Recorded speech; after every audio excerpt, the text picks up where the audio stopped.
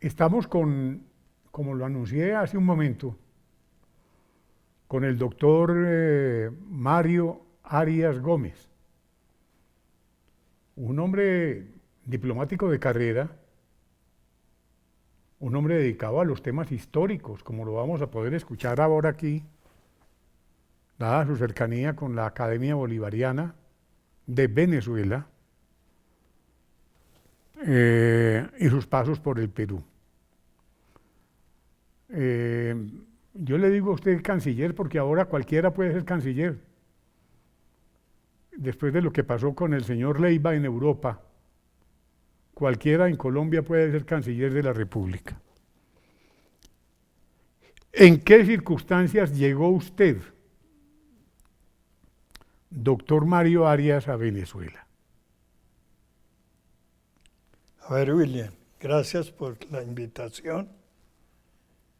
Yo llegué nombrado en el gobierno de Belisario Betancur. ¿O de Virgilio Barco? No, estaba Belisario y de ministro de Relaciones Exteriores, Rodrigo Lloreda. Ya. Llegué, Después llegó Julio Londoño Paredes. de ese vamos a hablar enseguida, que él estuvo siendo Virgilio Barco presidente. Ya. A ver, yo llegué, había finalizado el gobierno de Herrera Campos, un tipo de acarigua muy querido del partido Copey y de Caldera, el partido fundado por Caldera. Caldera, que fue el que nos dejó aquí a Chávez. El que amnistió a Chávez Y nos lo y dejó lo ahí. sacó y lo instaló y le ayudó después políticamente, se coaligó con él. Pecado imperdonable. Como hizo Álvaro Uribe con Juan Manuel Santos. Más o menos. Otro pecado imperdonable para que hablemos claro. Guardadas proporciones. Sí, señor. Entonces, se iniciaba el gobierno de Jaime Lucinchi, que fue muy cuestionado porque allá la que mandó fue una querida, una barragana, que era la que mandaba, de nombre Blanca Ibáñez. Ah, también Ibáñez. También Ibáñez, como las que intervinieron tanto en la historia colombiana. Estando allá de cónsul, Jaime, fue que ocurrió ese grave incidente, que fue el de la corbeta ARC Caldas. Ah, con que el famoso casi, Viernes Negro. No, el Viernes Negro se asocia con Herrera Campos, que fue quien decretó la devaluación del bolívar, que en ese entonces gozaba tanto con la libra esterlina como el franco, ¿Cómo? como el franco suizo, eran las monedas Más fuertes del en el mundo. mundo más fuertes, más estables. Por años duró a 4.30 el dólar, lo recuerdo muy bien. Yo llegué en esa transición a Venezuela y ya encontré el dólar a 6 bolívares para ver a las cuantías y a los ceros que se le sumaron hoy en día. O sea que usted llegó cuando esa cantidad de colombianos se fueron para Venezuela. 6 millones de colombianos se establecieron en Venezuela, que como cónsul intervine porque había una discriminación imperdonable. Le voy a recordar el por qué esa discriminación. Resulta que el gobierno tenía un pasaporte que todos los colombianos deben recordar, era de color verde. Resulta que yo me encontré en Venezuela con un pasaporte de color gris que el gobierno aprobó a bajo precio para todos los trabajadores que emigraron a Venezuela. Pero resulta que ese pasaporte se convirtió en un documento discriminatorio, porque usted llegaba a un hotel y cuando veía un colombiano que sacaba ese pasaporte gris, de una vez le decían, no, no, señor, no hay alojamiento. Entonces vino, Entonces, ¿usted qué hizo? yo planteé ese problema a la Cancillería de que había una discriminación imperdonable y terminaron eliminando ¿A la Cancillería colombiana o a la Cancillería colombiana, ¿Y quién era el canciller colombiano entonces? Rodrigo Lloreda. Pero es que ese sí era un verdadero canciller. Exactamente. Ellos corrigieron esa situación y eliminaron el famoso pasaporte gris que 6 millones de trabajadores lo tuvieron como símbolo de identificación colombiana, que eran los famosos macheteros, que siempre me quejaba yo, que allá los grandes trabajadores todos los importaban de la costa. Bueno, ¿usted qué encuentra hoy en Venezuela? Porque usted dejó, pues, obviamente, el país y se fue para el Perú. Pero hoy, ¿cómo está Venezuela comparado a cómo usted llegó? Bueno, cuando yo llegué, para hablarlo sin tapujos, ¿Sí? y con el lenguaje de Francia Márquez, allá se vivía muy sabroso. Sí, Y hoy terminó ese país ¿Sí? en el infierno que todos conocemos. no me diga, Un doctor. moridero que la gente no ve las santas horas cuando se puede salir de Venezuela.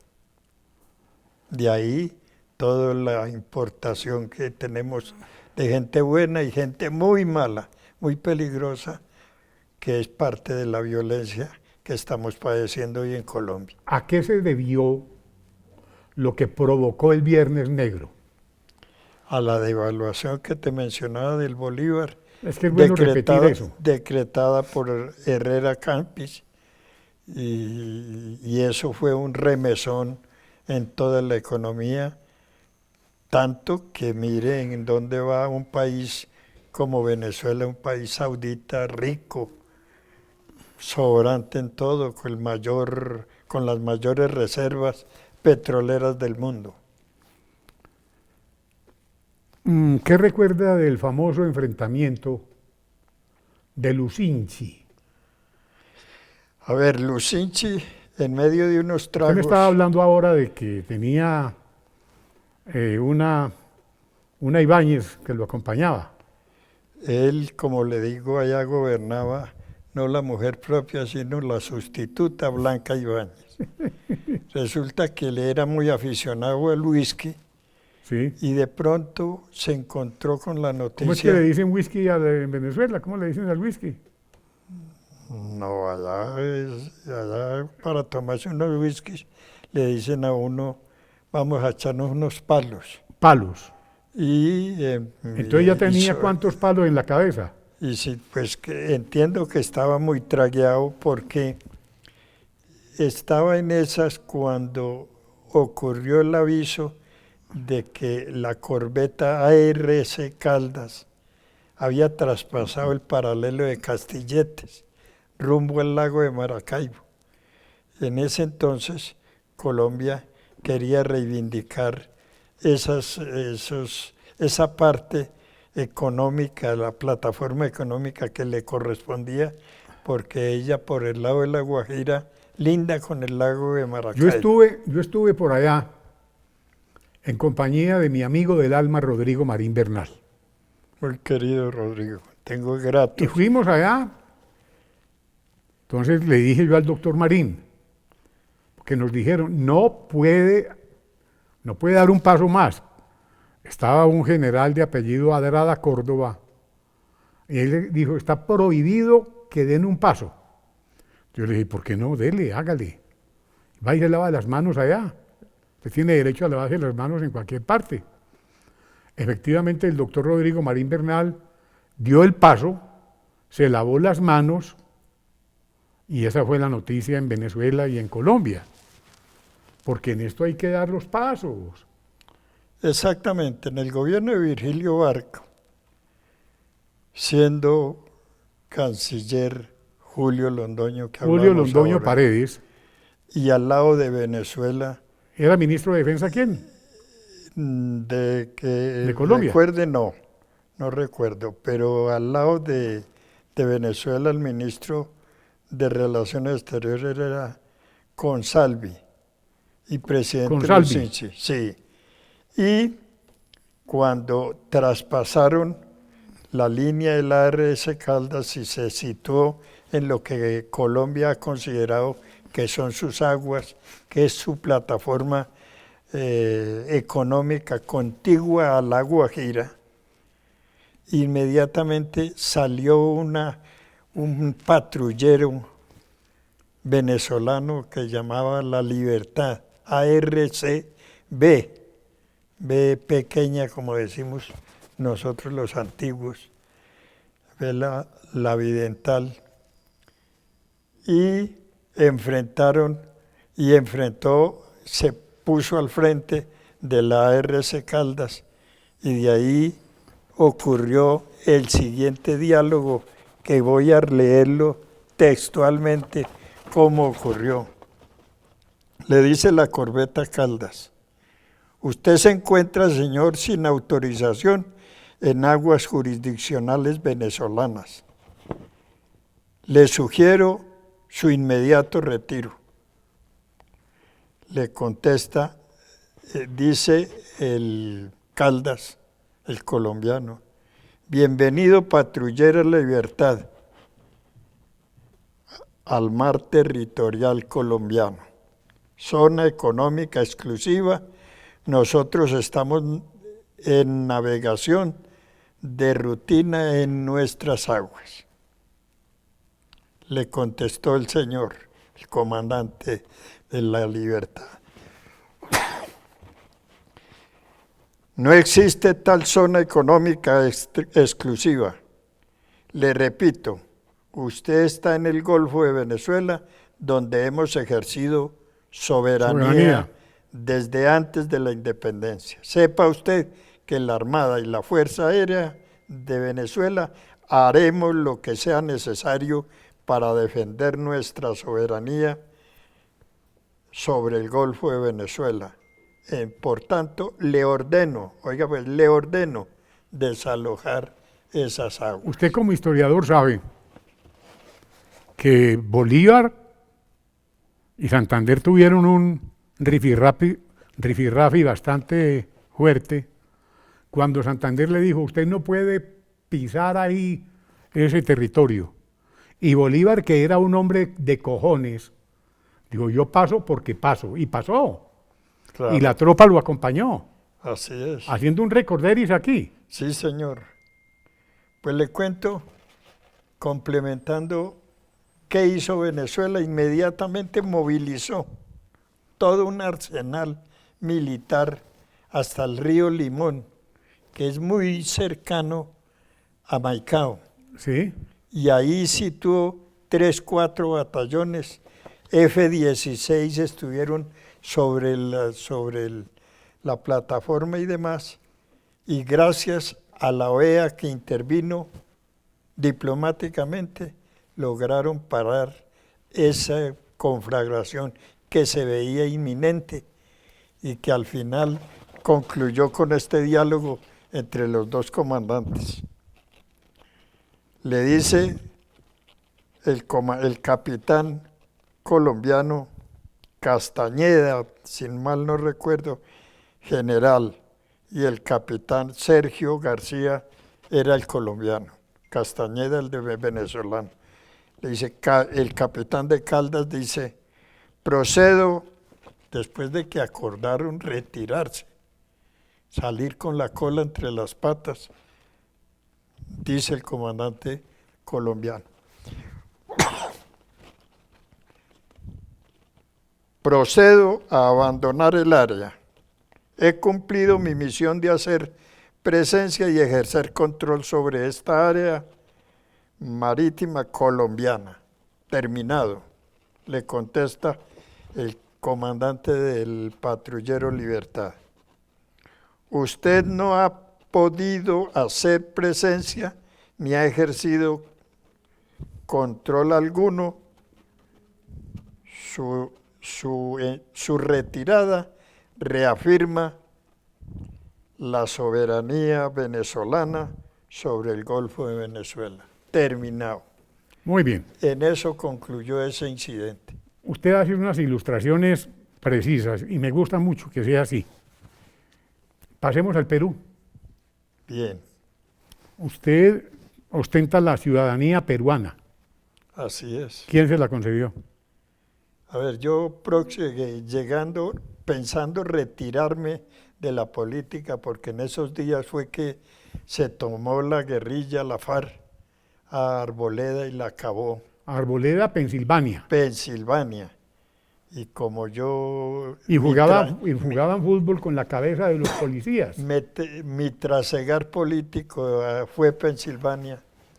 Entonces yo dije, me debo retirar porque termino por aquí metido en un ataúd.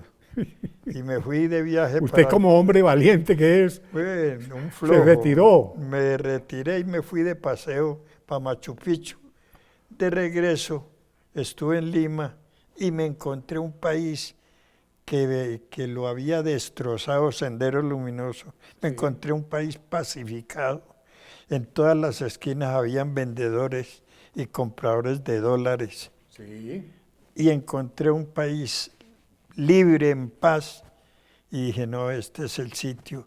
Además que cargaba la nostalgia de terminar mis días en una frontera contra el mar. Yo tuve el gusto de llegar a su casa, Sí, tuve el ubicada gusto. en el barrio más exclusivo de Lima.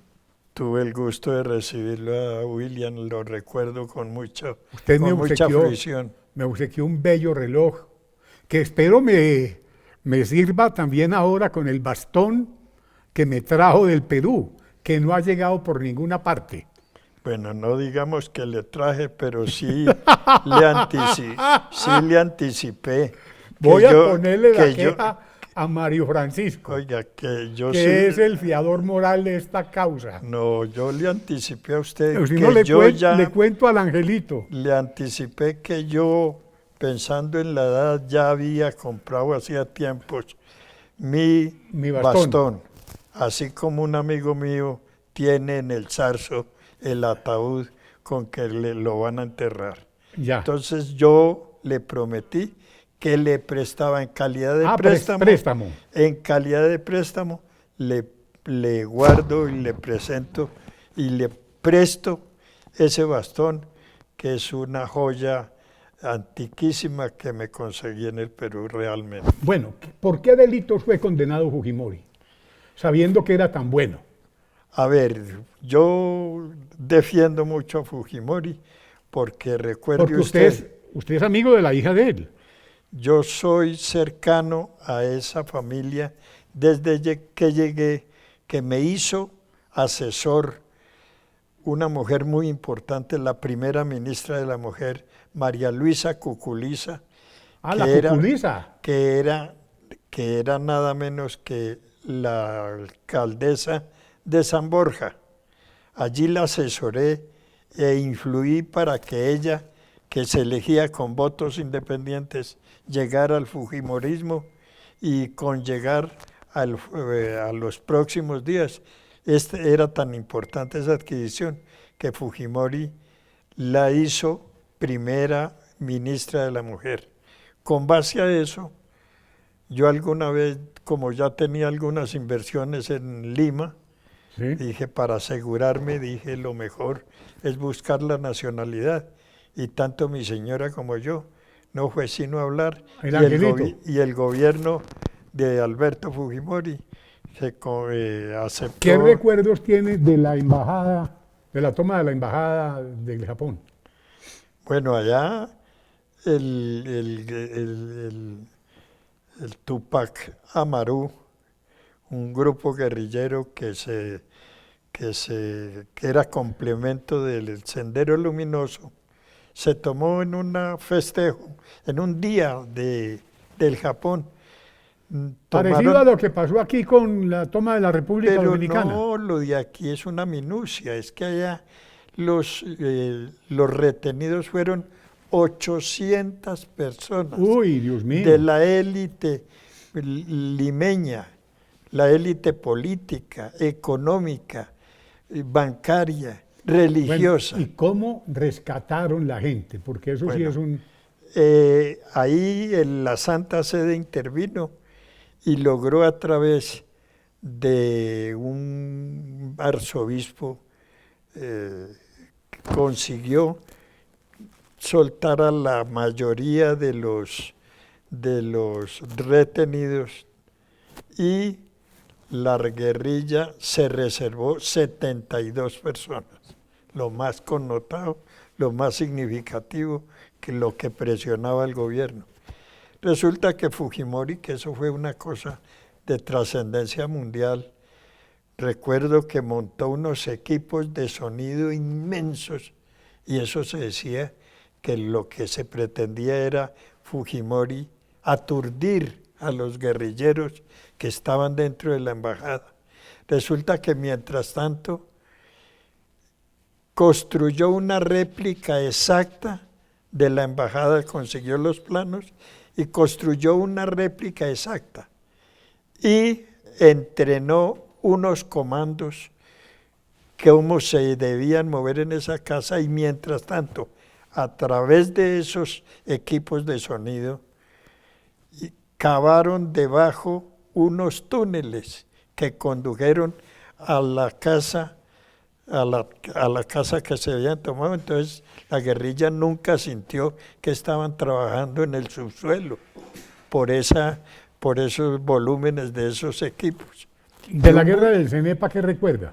De la guerra del Cenepa fue desde que se fundaron Perú y Ecuador, esos tuvieron conflictos entre el Amazonas y la cordillera de los Andes por límites.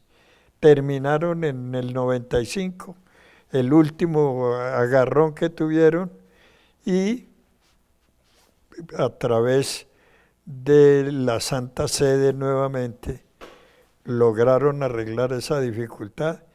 Intervino Brasil y desde el Itamarí allá firmaron un acuerdo. ¿Cómo llegó Montesinos a influir tanto en el expresidente Fujimori? Yo pienso que Fujimori Fujimori le ocurrió lo que le pudo haber ocurrido aquí a Mocus cuando se lanzó a la presidencia, que yo lo semejo porque tanto el uno como el otro eran matemáticos puros. Fujimori, rector de universidad, La Molina, todo ese bagaje académico, pero nunca estuvo interviniendo en política. Se le presentó la oportunidad y se lanzó y compitió nada menos que en ese con ese monarca de las letras que llama Mario Vargas Llosa. Se le enfrentó a Mario Vargas y lo derrotó, así como derrotó otro personaje que usted ni se imagina. Pero Fujimori no solo derrotó a Mario Vargas Llosa, sino en su segundo periodo se le enfrentó a Pérez de Cuéllar, secretario general de la ONU, se le enfrentó y también lo derrotó. De manera que Fujimori pacificó el país, un país que recibió vuelto nada con una inflación del 2.775% de Alan García en su primer gobierno, que fue un desastre, gobierno al que llegó a la edad de 36 años, nacionalizó la banca, hizo y deshizo como un mico en un pesebre. No, qué historias tan bellas, qué complementos tan históricos. Usted, antes Omar Yepes no le hizo un homenaje a usted, vea. Aquí en este libro, Omar dice, ¿qué es lo que dice Omar Yepes aquí? Usted que le conoce más la letra a él, al doctor Omar Yepes.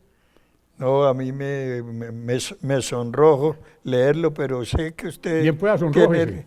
A ver, o llamo a Mario Francisco.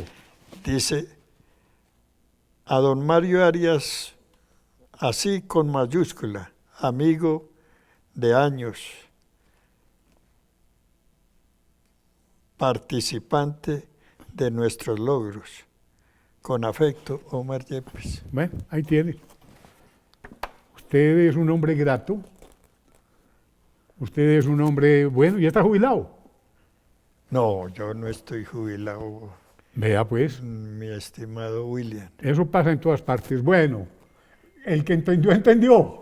Sí, sí, eso. ¿Y cómo Pues está sí. el angelito de salud? Pues desde que tuvo esa crisis en Viterbo, donde llegué a vivir, refugiarse. después, a refugiarme en ese remanso de paz, pues he tenido unos percances que me tienen en Bogotá. Se murió don Luis Alfonso González, ¿sabía? Sí, señor, sí, señor. Bueno, Muy le amigo, agradezco su participación hoy. muy amigo de Rodrigo. Sí, de toda la vida. Mm. Muchas gracias, canciller. Muchas gracias, historiador. Y William, lo espero para que nos reunamos con el doctor Miguel Santamaría Dávila, así porque es. hay muchas cosas que nos unen. Hay un personaje venezolano que tiene hijo de Bolívar, o cómo es el cuento. Descendiente del hermano mayor del Libertador, que de paso era un hermano natural que tuvo Y lo escondieron. y donde me han hecho un homenaje de aceptarme como miembro de esa Academia Bolivariana del Zulia, y sé que tienen nexos con Miguel Santamaría, que preside esa organización bolivariana en Colombia. Bueno, doctor, muchas gracias. Muy atento, William. ¿Le gustó? Que Dios te bendiga. Usted sabe que esto es un prestigio, llegar a este escenario que has presidido por muchos años. Para mí es el honor. Gracias, señor. Mi Dios te pague. A todos, muchas gracias. Estuvimos hoy con un hombre encantador, lleno de anécdotas. Un hombre que lo único que le faltó aquí fue el bastón.